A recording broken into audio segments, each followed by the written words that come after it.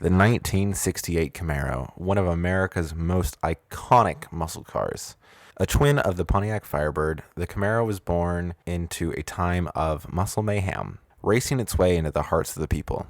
Made to compete with Ford's Mustang, the first generation car has earned its place in history.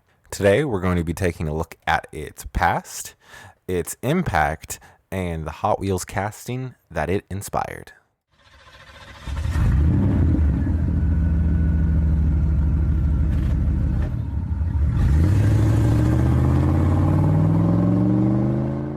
Hitting the market the year before, the Camaro was a great success story for Chevy. Contending with other muscle car juggernauts such as the Ford Mustang and Dodge Charger was no small feat. When the Camaro launched, a spokesperson was asked what the word Camaro meant. The Chevy spokesperson replied that it means a small, vicious animal that eats Mustangs. The Camaro launched into muscle car stardom in 1967, launching as a direct competitor to the Ford Mustang, even going to the lengths of advertising using the same rear-wheel drive front engine configuration, just like the Mustang. In addition, the Camaro itself was actually relatively affordable to make, as Chevy was able to use production parts from the currently in production Chevy Nova, making the production of the Camaro more efficient and less expensive overall. In 1968, the year model was changed slightly from the 67 model.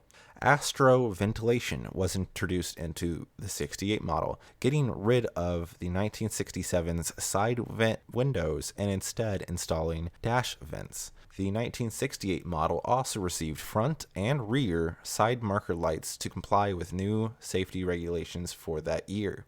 The front grille also became more pointed, alongside divided rear taillights and front running lights on non-RS models going from circular to oval.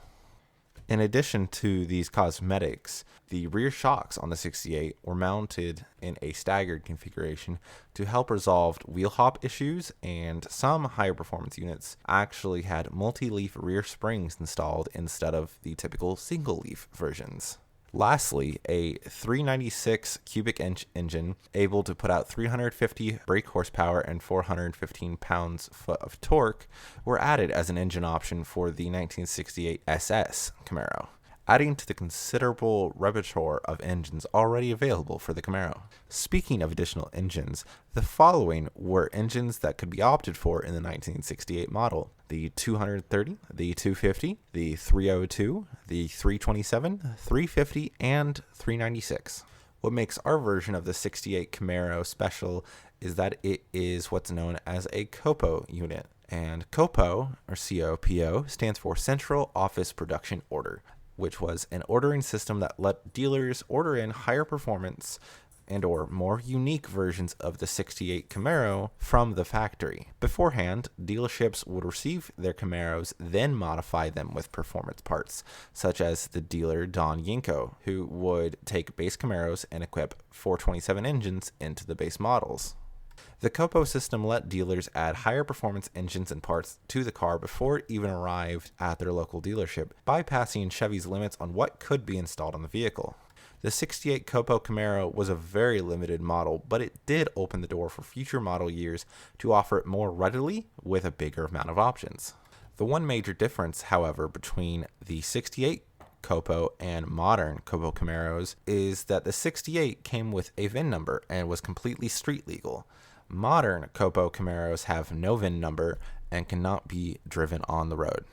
Now that we've had a chance to learn about the real car, let's take a look at its 164 Hot Wheels counterpart. Designed by Phil Reilman, the casting debuted in 2011 in the 2011 First Editions series of the mainline 25 out of 50.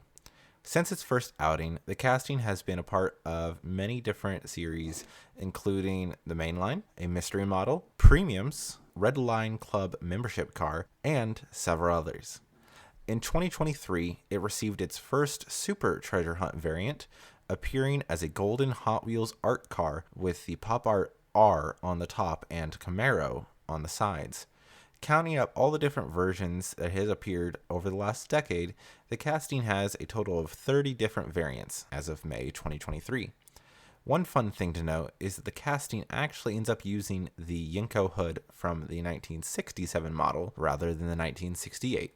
Through its 50-plus rich year history, the 1968 COPO Camaro has continued to garner love and respect from its various fans. While the Hot Wheels casting may be younger, it too attracts those fans who want to have it a part of their collection. With the amount of variations of this car already released by Hot Wheels, there must be at least one or two to catch your eye. In the comments, please let me know what your favorite version of the 68 COPO Camaro is. This has been Hot Wheels History, and I'm signing off.